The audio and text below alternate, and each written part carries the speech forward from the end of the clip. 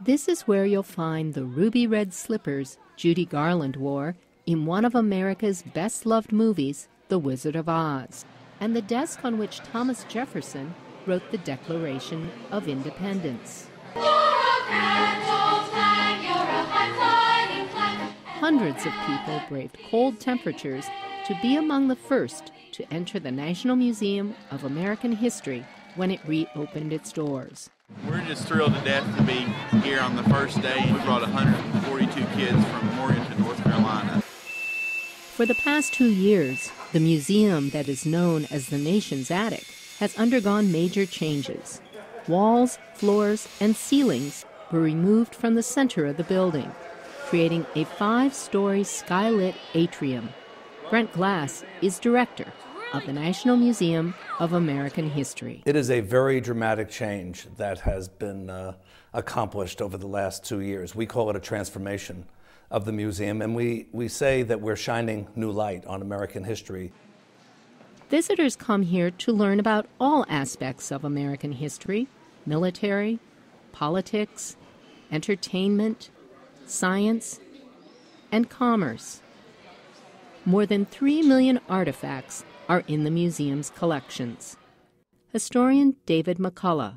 This museum is the repository of more objects that tell the story of our country than any other place you can go. And it's all the real thing. This is the real light bulb patented by Thomas Edison in 1879. And these boxing gloves were really worn by former heavyweight boxing champion Muhammad Ali. And this lunch counter helped spark the civil rights movement when 4 young black men refused to give up their seats.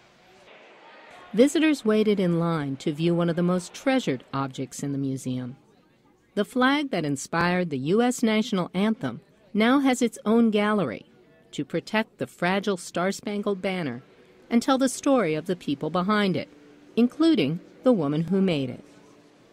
On loan to the museum from the White House is one of America's most famous presidential documents. The Gettysburg Address was delivered by President Abraham Lincoln in 1863, in the midst of the U.S. Civil War. It was read at the museum's opening ceremony by former Secretary of State Colin Powell. 77 years ago, our fathers brought forth on this continent a new nation, conceived in liberty and dedicated to the proposition that all men are created equal. It's so important for our young people today to understand they just didn't drop out of the sky and are here. A lot of people came before. A lot of sacrifice was made before in order to make America what it is today. Which is what brought many people here on opening day. I guess to be a part of history. There's a lot of that going on this year, so it's very special and important to us. And that very recent history is also on display here. A timeline depicting America's presidents ends with the next man to move into the White House, Barack Obama. Susan Logue, VOA News, Washington.